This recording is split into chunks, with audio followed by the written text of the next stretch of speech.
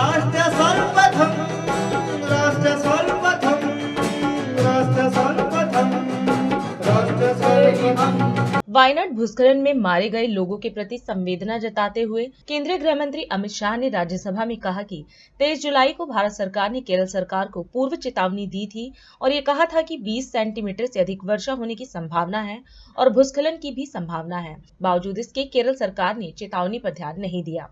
साथ ही उन्होंने कहा कि देश में कई राज्य सरकारें ऐसी हैं जिन्होंने इस प्रकार की चेतावनी का उपयोग करके शून्य हताहत आपदा प्रबंधन किया है। इसके साथ ही शाह ने यह भी कहा कि सरकार ने पूर्व चेतावनी प्रणाली के लिए 2014 के बाद 2000 करोड़ रुपए खर्च किए हैं। इसके तहत हर राज्य को 7 दिन पहले सूचित किया जाता है और यह सूचना साइट पर भी सभी के लिए उपलब्ध है। मैं कुछ चीजों की स्पष्टता करने के लिए आपकी अनुमति से इस सदन के सामने खड़ा हुआ। सबसे पहले इस घटना में जितने भी लोग हताहत हुए हैं, जो घायल हुए हैं, वो सभी के परिवारजनों के साथ मैं मेरी संवेदना व्यक्त करना चाहता हूं और बड़े दुख के साथ आज मैं उनके प्रति अपार संवेदना के साथ इस सदन में खड़ा हुआ हूं।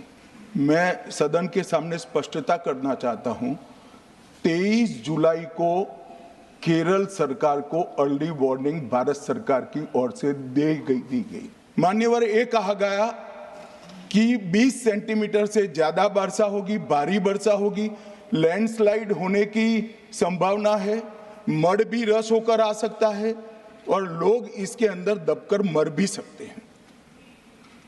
मैं कुछ कहना नहीं चाहता था मान्यवर, मगर भारत सरकार की अर्ली वार्निंग सिस्टम पर सवाल किए गए, इसलिए मैं कहता हूं प्लीज लिसन अस, मत चिल्लाइए, प्लीज रीड इट। जो वार्निंग भेजा है उसको पढ़िए जरा। और इस देश में कई राज्य सरकारें ऐसी हैं जिन्होंने इस प्रकार की वार्निंग का उपयोग कर जीरो कैजुअलिटी डिजास्टर मैनेजमेंट किया है। मैं ओडिशा राज्य सरकार के लिए भी, उस वक्त हमारी नहीं थी, नवीन बाबू की थी, हमने 7 दिन पहले साइक्लोन का अलर्ट भेजा, सिर्फ एक व्यक्ति मारा गया, वो भी गलती से मारा गया। गुजरात सरकार को हमने साइक्लोन का अलर्ट 3 दिन पहले भेजा, एक पशु भी नहीं मरा सर। मगर मैं बड़ी विनम्रता के साथ कहना चाहता हूं कि आप जो घिसे पिटे शब्द यहां लेकर आए हैं और डिमांड ही करते जा रहे हैं, अर्ली वार्निंग सिस्टम है। भारत सरकार ने 14 के बाद अर्ली वार्निंग सिस्टम के लिए 2000 करोड़ रुपया खर्च किया है और इसको साझा किया जाता है मान्यवर।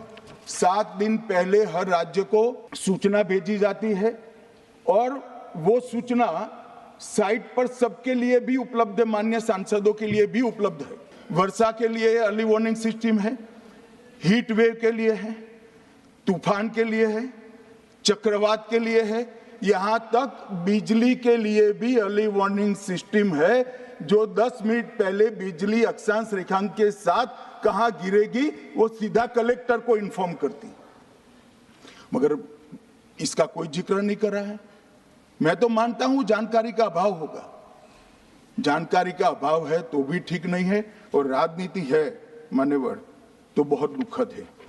मान्यवर, कई सारे राज्यों ने इसका उपयोग भी किया है और परिणाम भी आए, और इस अर्ली वार्निंग सिस्टम के तहत मैं आज सदन को बताना चाहता हूं, 23 तारीख को ही मेरे ही अनुमोदन से 9 एनडीआरएफ की टीमें केरल के लिए रवाना हो गई थी कि वहां लैंडस्लाइड आ सकता है।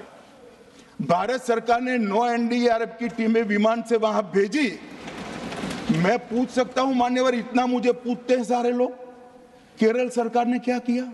नरेंद्र मोदी जी 2014 में प्रधानमंत्री बने, 2016 से ये प्रोजेक्ट चालू हुआ और 23 तक दुनिया की सबसे आधुनिक अर्ली वार्निंग सिस्टम कहीं पर है तो भारत में। एनडीआरएफ की बटालियन उतरने से भी अलर्ट अगर हो जाते तो काफी कुछ बच जाता, मगर मैं किसी पे दोषारोपण नहीं करना चाहता हूं।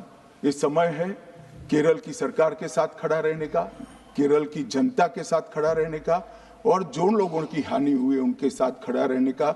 मैं सदन को विश्वास दिलाना चाहता हूं, irrespective of party politics, Narendra Modi सरकार केरल की जनता और केरल की सरकार दोनों के साथ चट्टान की तरह खड़ी रहेगी, किसी को संशय रखने की जरूरत राष्ट्र सर्वप्रथम